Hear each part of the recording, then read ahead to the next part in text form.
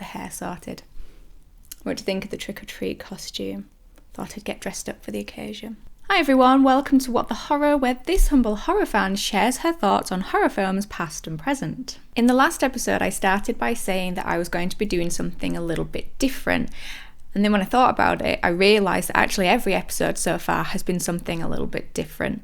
The Mist was a deep dive, Halloween was comparing the original to the remake, and then Sleepy Hollow was comparing the book to the film.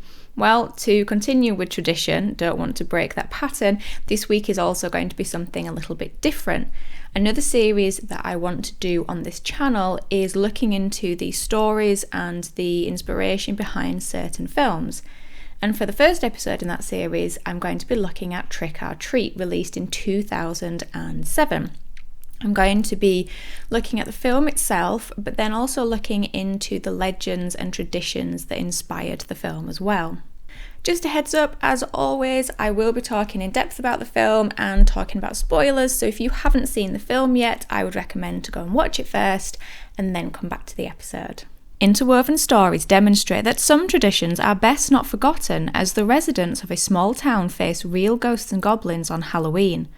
Tales of terror reveal the consequences of extinguishing a jack-o'-lantern before midnight and a grumpy hermit's encounter with a sinister trick-or-treater. Trick or Treat was written and directed by Michael Dougherty. He also directed another seasonal horror film, Krampus, and Godzilla King of the Monsters. He also co-wrote for films such as X-Men 2, Superman Returns, and Godzilla vs. Kong. It was produced by Bryan Singer and it stars Dylan Baker from Homeland and the Tobey Maguire Spider-Man series, Anna Paquin from True Blood and the X-Men series, and Brian Cox from The Ring and the Bourne Identity series. Trick or Treat is an anthology horror film that focuses on 4 main stories, all taking part on the same Halloween night, set in the fictional town of Warren Valley. I really love the opening credit scenes. I think it's such a clever idea to use a comic strip, seeing as how it's an anthology horror film, multiple stories within it, and in the illustrations, which are absolutely stunning. There are actually spoilers for the upcoming stories. There's different sections taken from the stories that are going to play out in the film, and I think that, like I said, the illustrations are stunning. And when I was researching for the episode, I read that they're done by various members of the production team. I read that Dougherty said that basically anyone who could draw contributed to the opening title sequence, which I thought was a really lovely touch. The opening scene of the film isn't part of the 4 main stories, it's just a cold opening, but it does bleed into the other 4. The characters from it pop up in other stories and characters from other stories pop up in the cold opening. And even though the couple in it I find really, really unlikable, I do enjoy the sequence. I think it's a really fun sequence for horror fans because it's actually full of horror tropes. It's got them just sprinkled about. The ghost scarecrows in the garden that are made from, it's like a wooden frame, and then they've got bed sheets tied around them. Because there's so many of them dotted about in the garden, it reminded me of scenes in horror films where they just have loads of bed sheets hung out on lines in gardens, like in Halloween, in the original It, and the Texas Chainsaw Massacre remake. And then you also have at one point when the woman's taking down the decorations, she spies a mysterious masked sort of silhouette, a stranger stood over the road watching her, and it makes her uneasy. But then in this film, it just turns out that it's a guy waiting for his lift and nothing happens. And there's another thing where the camera, it lingers on the head of the ghost scarecrows when she's pulling the sheets down, and it lingers that little bit too long, that maybe leads the audience into thinking that a jump scare is coming, or maybe there's someone hidden underneath them. It reminded me of when the killer hides under a sheet in I Know What You Did Last Summer, but again, nothing happens. So there's these tropes here, but it sort of spins it on its head because there's lots of false starts within them. So the 4 main stories actually crisscross into each other, like I said, with the cold opening, and they all bleed into each other because the stories aren't told in a linear style. You do have stories within it that happen concurrently, And then you have some that are more of a cause and effect aspect. A good example of that is when at the end of the film, Mr. Krieg, he's attacked by the zombie bus children who were actually set free earlier by the prank played by Macy and her group of friends. If you look really carefully, you can see characters pop up in the current story that are from one of the other main stories, and they're usually dotted in and around scenes. And an example is in the cold open, if you look in the background, you can see the zombie bus children leaving Mr. Krieg's all covered in blood.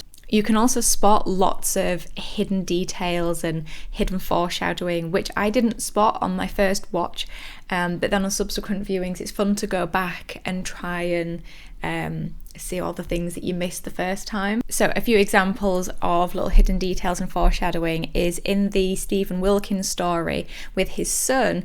When some of the children come to trick or treat, you can see that he has some paper pumpkins stuck on his front door, but they have human eyes and noses and mouths which look like they've been cut out from magazines, which is obviously a foreshadowing of the reveal of the end of their story where they're carving a pumpkin. You also have Laurie dressed as Little Red Riding Hood, and obviously later on it's revealed that she is a werewolf. And there's also a scene where Laurie's sister is she's talking to one of her friends about Laurie, and she says that their mother always used to call Laurie the runt of the litter. And another one is the chocolate bar that Sam uses to attack Mr. Krieg is actually the chocolate bar that he got earlier in the night from Stephen Wilkins, who had been putting in poison and razor blades into all the sweets that he was handing out. Speaking of chocolate bars, I read a really fun fact when I was looking into this film. I don't know why I found it so fun, but it's that they couldn't use any real or recognisable sweet and chocolate wrappers because within the film, every chocolate bar, every piece of sweet or candy is either poisoned or has razor blades in it. And sweet and candy companies wouldn't sign off on it, so the production company had to design their own, and it actually gave them an opportunity to have a little bit of fun and be creative when making the names. So for example, one of the chocolate bars they named Big Fudge Log. According to Michael Dougherty on the film's commentary track, each of the 4 stories or each of the 4 segments of the film actually represents what Halloween means to us at a different point in our life. The first story with Stephen Wilkins and his son is about when you're a young child and you are beginning to learn about the traditions of Halloween and also the potential dangers of trick-or-treating, but you are still also relying a lot on your parents to help you with things such as carving pumpkins. The second story is about when you're a little bit older and you're now able to go out on your own and wander the streets without your parents, and maybe you've also grown out of trick-or-treating a little bit and you'd rather go out and look for a little bit of mischief to get up to. The third story is about Halloween in your 20s or early adulthood, when it's no longer about trick-or-treating or anything like that. It's about risque costumes and going out partying with your friends. And the final story is about when you've got too old for Halloween and you've lost all of your holiday spirit, and the character of Mr. Krieg is actually meant to represent kind of an Ebenezer Scrooge of Halloween. The last story is also almost a bit of a cautionary tale about what could possibly happen if you do lose your Halloween spirit and if you don't respect the traditions that have lasted hundreds of years. And that's why when Mr. Krieg isn't respectful of them, he becomes targeted by Sam and is attacked by him. Trick or Treat is actually one of the few horror films that actually explores the legends and traditions of Halloween. There are plenty of horror films that are set on and around Halloween, but few of them delve into its history. So Halloween as we know it today actually comes from a combination of traditions spanning hundreds of years. And the original origin of Halloween can be traced back to the ancient Celtic tradition of Samhain. Now, I just want to point out that in my Halloween episode, I incorrectly pronounced it Samhain because that's how it's spelled. So I just want to apologise for that and just correct myself and say that it is actually pronounced Samhain. So Samhain is the Celtic New Year, and the word Samhain itself means summer's end. And like Halloween, it was celebrated on the 31st of October. It was believed that on the 31st of October, the veil between our world and the dead was at its thinnest and could be crossed, with the dead and evil spirits crossing over into our world to cause mischief.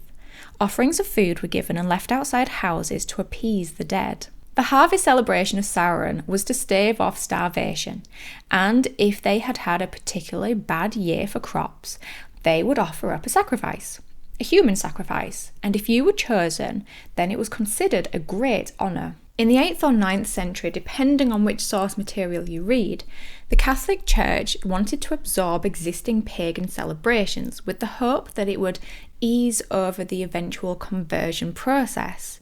Pope Gregory III declared the 1st of November All Saints' Day, a day where all the saints in the Christian and Catholic faith were honoured. This made the 31st of October All Saints' Eve, which became All Hallows' Eve, and eventually giving us the name Halloween. The origin of trick-or-treating seems to have a couple of origins. One of them dates all the way back to Samhain, when they would offer food and gifts and things like that to appease the mischievous evil spirits. But another origin comes from the 1930s and 1940s in Britain, where young children were committing tricks and pranks, but quite serious ones, throwing things at moving trains, breaking windows. It was a bit more serious than just TPing someone's tree. And eventually the adults got fed up with this and got together and tried to think of a way they could persuade the young children not to commit these tricks anymore. And in the 1940s, the idea of the house-to-house party was started. The idea being that children would dress up and would go house to house in their neighbourhood, where they would play games and be given sweets and treats. The origin of the jack-o'-lantern is a little bit of a strange one. It dates back hundreds of years from Britain, but the story has its own variants in other countries. And the story is about a man called Jack, who was a blacksmith and not a very nice person. And when he died, the devil came to collect his soul. But Jack wasn't happy with this. He didn't want his soul collected, so he actually tricked the devil. And he was able to live for a little bit longer. But when he did eventually die, he was rejected by both heaven and hell. But the devil did gift Jack one thing. He threw him one piece of burning coal, which Jack caught in a hollowed out turnip. And Jack was then doomed to wander the dark night for eternity with only his lit piece of coal for company. So the jack-o'-lantern was originally a turnip because in Britain we didn't have pumpkins.